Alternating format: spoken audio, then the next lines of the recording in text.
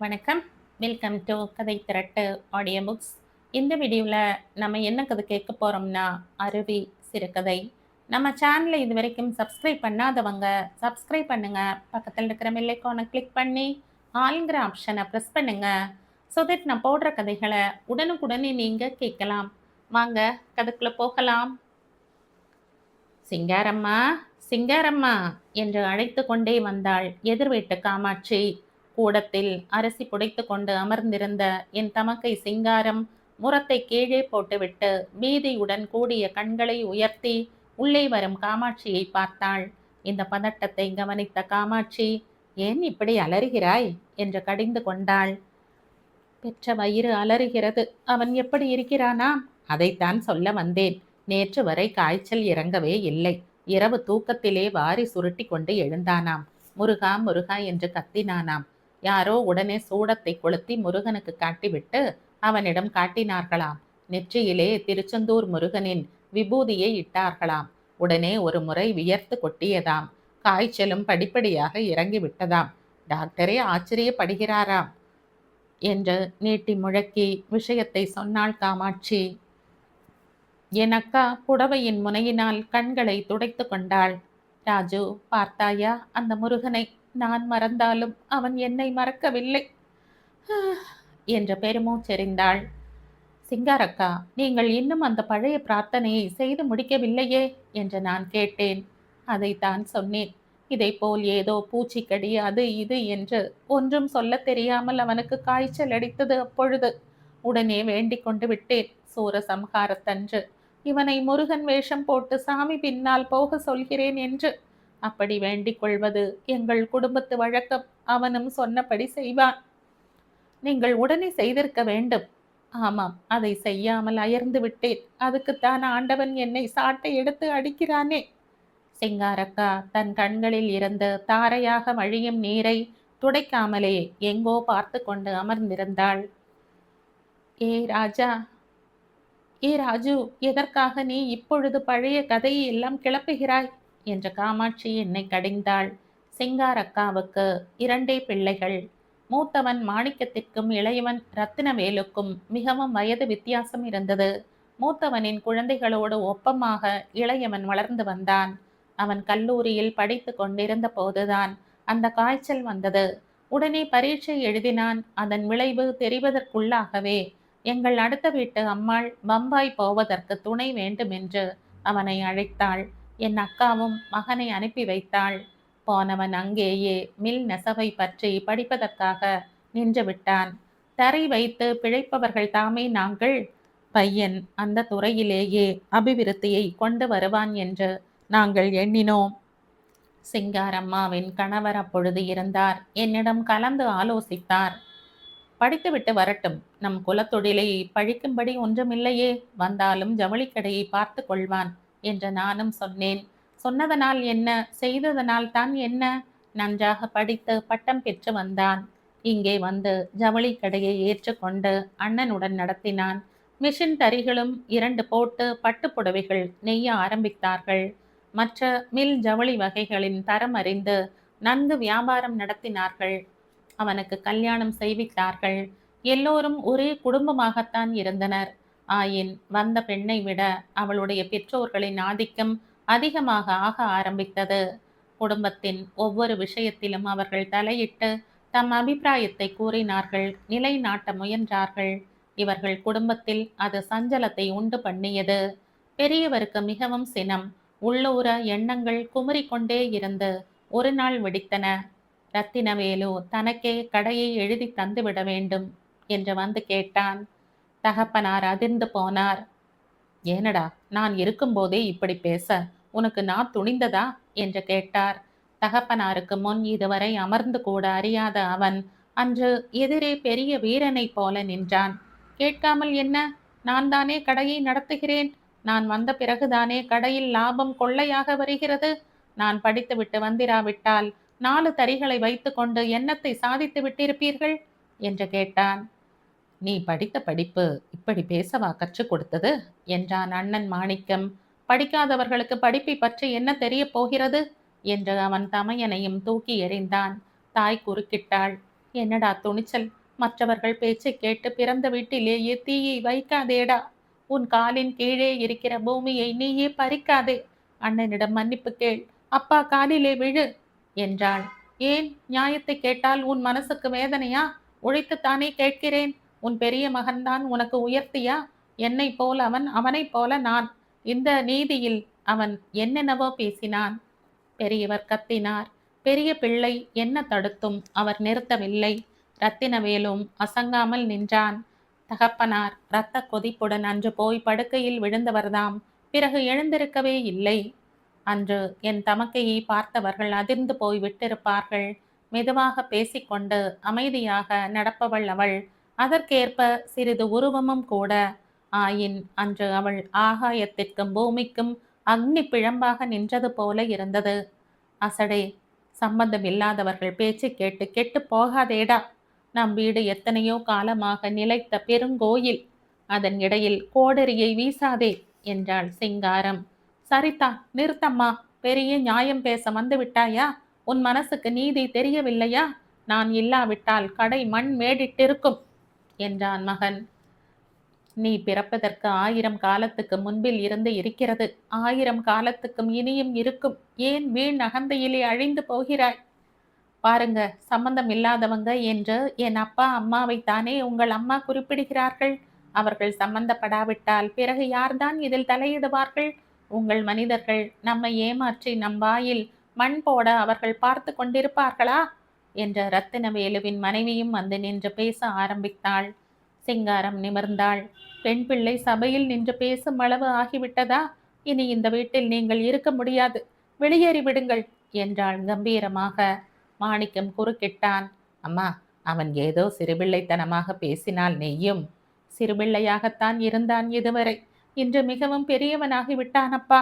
அவனுக்கு இனி இந்த வீடு போதாது. பரந்த உலகமே வேண்டும். வெளியே போகட்டும் என்று கர்ஜித்தாள் தாய். தன் மனைவியை கைப்பிடித்து இழுத்து கொண்டான் ரத்தினவேலு.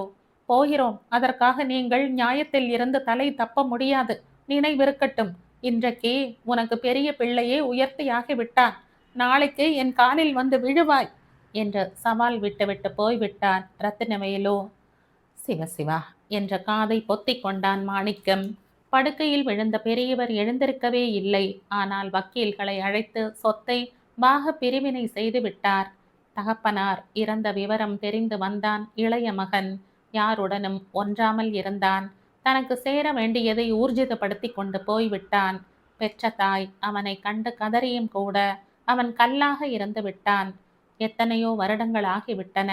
அண்ணன் வீட்டில் கல்யாணங்கள் நடந்தன. ரத்தினவேலு வரவில்லை.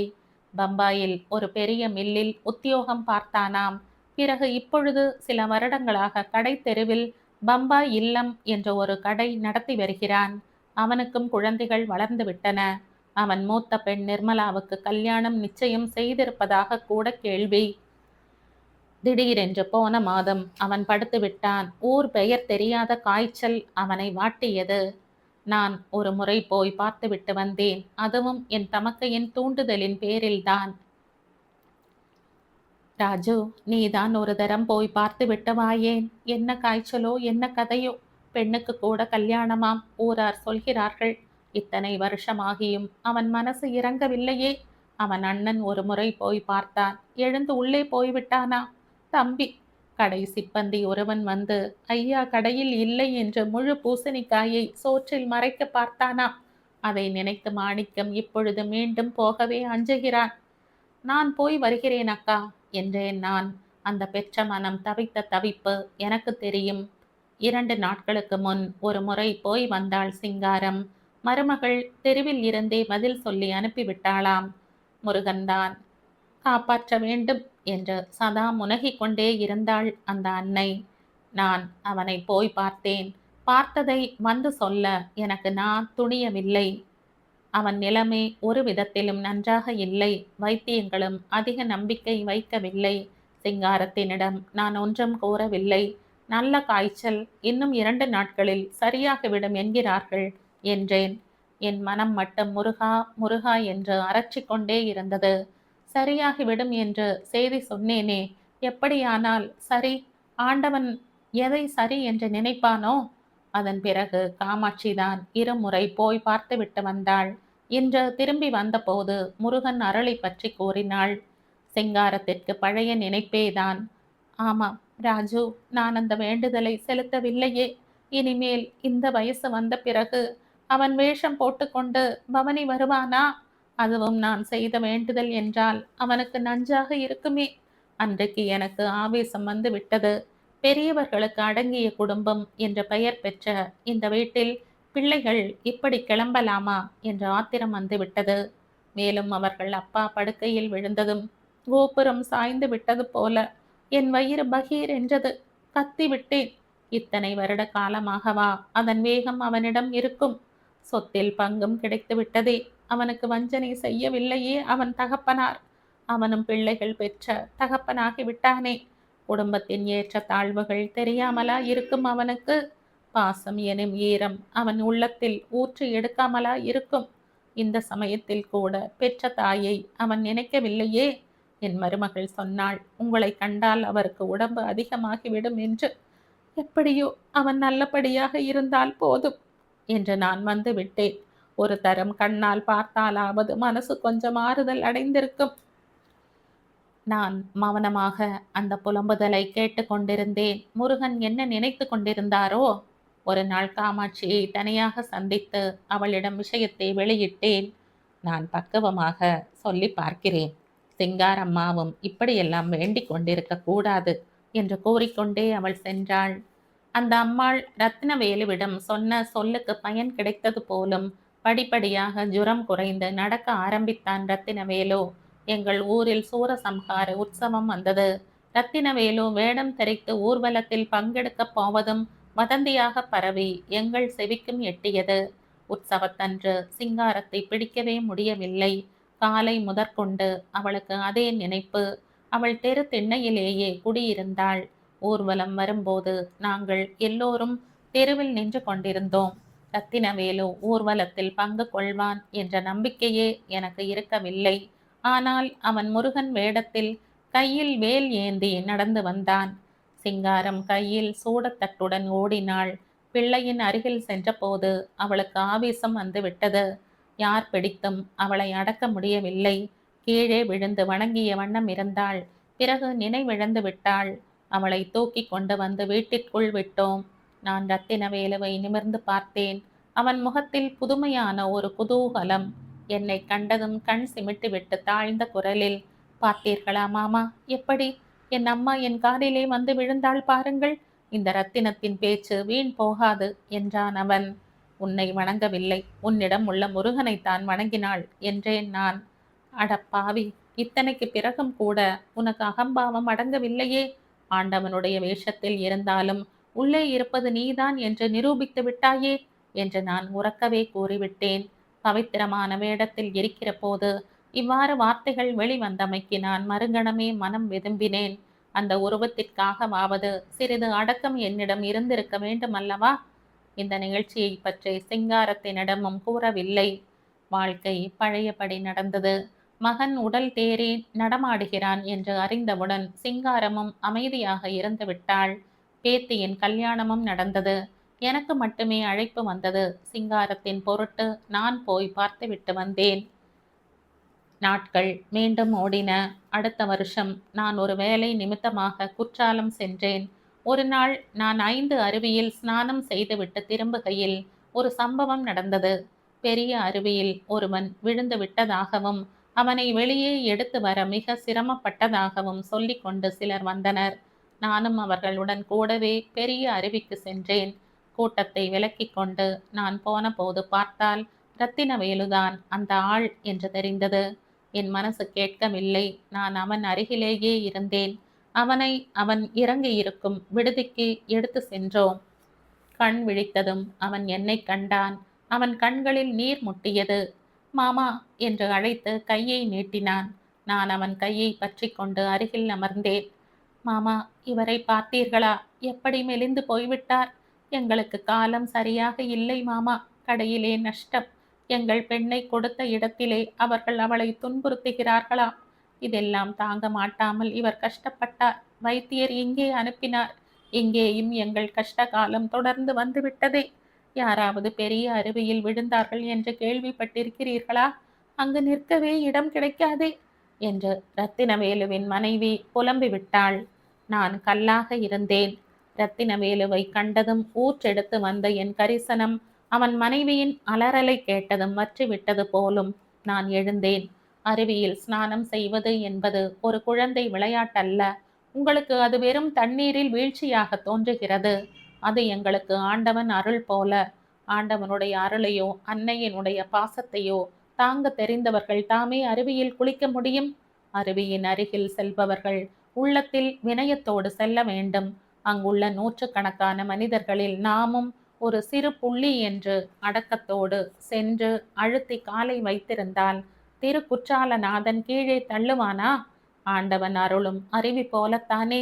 வினயத்தோடும் பக்தியோடும் நம்பிக்கையோடும் இருந்தால் அவன் அருட்பிரவாகம் உடலையும் உள்ளத்தையும் உயர்ந்த நிலைக்கு கொண்டு வரும். ஆணவம் இருந்தால் அடி சறுக்கும். இத்தோடு நின்றதே என்று படபடவென்று பேசிவிட்டு நான் வெளியேறிவிட்டேன். என்னை விட எவ்வளவோ சின்னவன் ரத்தினவேலோ. என் வயதுக்கேற்ற நிதானம் என்னிடம் அப்பொழுது இருக்கவில்லை. சினம் பொங்கி பொங்கி எழுந்தது. அங்கு நிற்க இஷ்டப்படாமல் உடனே பஸ் ஏறி தென்காசி போய்விட்டேன். மறுநாள் என் விடுதியில் அமர்ந்து செய்தித்தாள் படித்து கொண்டிருந்த போது ரத்தினவேலு வந்தான். அவனை பார்க்க பரிதாபமாக இருந்தது. கிழவனைப் போல உடல் மெலிந்து தளர்ந்து விட்டிருந்தது. கண்களில் நீர் சிறு குழந்தை போல பரிதாப காட்சி காட்டியது. ஆணவம் திடத்தை தருவதில்லை. குழந்தை கட்டிய காகித வீடு போல சீக்கிரம் நசுக்கொண்டு கிழிந்து விடுகிறதோ? மாமா என்று மிகவும் தீனமான குரலில் அழைத்தான் அவன். என்னடா என்றேன். மாமா, நீங்கள் சொல்லிவிட்டு போய்விட்டீர்கள். நான் இரவெல்லாம் உறங்கவில்லை. காலையில் எழுந்ததுமே கோயிலுக்கு போய்விட்டேன். இன்று முழுவதும் அன்ன ஆகாரமின்றி அங்கேயே இருந்தேன். நீங்கள் சொன்ன பேச்சின் கருத்து மெதுவாக புரிந்தது. என்னுடைய எந்த கஷ்டத்துக்கும் என் ஆணவம்தான் காரணமாகிவிட்டது என்பதை உணர்ந்தேன். அருள் அருவியின் முன் என் உள்ளமாகிய பாத்திரத்தை கவிழ்த்து வைத்திருந்தேன். பிரவாகத்தின் வேகம் தாங்காமல் பாத்திரமே உருண்டு புரண்டு நசுங்கிவிட்டது. அதை நிமிர்த்தி போட்டு விட்டீர்கள் நீங்கள். இனி பிரசாதத்தை ஏந்தி அது நிறைந்தது நிலைத்து நிற்கும் என்ற ஒரு பிரசங்கமே செய்துவிட்டான் அவன். உடனே நெடுஞ்சான் கிடையாக என் காலில் விழுந்தான். தானே எழுந்தான். மாமா, அம்மாவை அழைத்து வாருங்கள் என்றான். நான் எதற்கு அழைக்க வேண்டும்? நீ அழைத்தாலும் அவள் வரமாட்டாள் என்றேன் நான். இல்லை மாமா, அம்மாவின் மனசு எனக்கு இப்பொழுது தெரிகிறது. நானே போய் அழைக்கிறேன். காலில் விழுந்து கெஞ்சுகிறேன். கட்டாயம் வருவாள். அண்ணனும் வருவார். என் அபச்சாரத்துக்கு நானே தானே ஈடு செய்ய வேண்டும். அவர்கள் என்னை உதைத்தாலும் சந்தோஷமாக ஏற்றுக்கொள்வேன். அருவி என் மனத்தின் அழுக்கையெல்லாம் கழுவி விட்டது மாமா என்றான் அவன். உனக்கு நம்பிக்கை இருந்தால் செய்து பார். உன் கடையில் நஷ்டத்தை உண்டு பண்ணின பங்காளியையும் கூப்பிடு. உன் மகளை துன்புறுத்தும் சம்பந்திகளையும் அழைத்து வா என்று நான் சம்பந்தமில்லாமல் இறைந்தேன். நான் என் செல்வ செருக்கிலே தூக்கி எறிந்து பேசிய பேச்சுத்தான் அவர்களை அவ்வாறு செய்ய தூண்டிவிட்டதோ என்று இப்பொழுது தோன்றுகிறது என்று அவன் இழுத்தான். நான் பேசவே இல்லை. அருகில் இட்லி பொட்டலம் இருந்தது. தெர்மாஸில் காஃபியும் கூடத்தான் இருந்தது. ரத்தினவேலுவுக்கு ஒன்றும் கொடுக்க தோன்றவில்லை எனக்கு. செய்தித்தாளை பிரித்து வைத்து கொண்டு அமர்ந்து விட்டேன். என் அலட்சியத்தை கண்டு அவன் எழுந்து போய்விட்டான். வெளியே அருவியின் ஆரவாரம் ஓவென்று கேட்டுக்கொண்டே இருந்தது. நான் சிற்றுண்டியை முடித்து கொண்டு அருவியை நாடி சென்றேன். ஒரே அருள் பிரவாகமாக அங்கு திரு குற்றாலநாதரின் அருவி விழுந்து மனிதர்களை தன் மார்போடு அணைத்து கொண்டது. அந்த காட்சியை கண்ட பிறகுதான் என் உள்ளத்திலே கரிசனம் என்ற சிறு ஊற்று கசிய ஆரம்பித்தது. இரு கைகளையும் கூப்பி ஆண்டவனை வணங்கினேன். நெல்லை மாவட்ட குழு 13வது ஆண்டு மலர் இதழில் 1968ஆம் ஆண்டு வெளிவந்த சிறுகதை இது. இந்த கதை உங்களுக்கு பிடிச்சிருந்தா லைக் பண்ணுங்க, ஷேர் பண்ணுங்க, சப்ஸ்கிரைப் பண்ணுங்க. மற்றும் ஒரு இன்ட்ரெஸ்டிங்கான கதையோட அடுத்த வீடியோல சந்திப்போம். பை. தேங்க்யூ.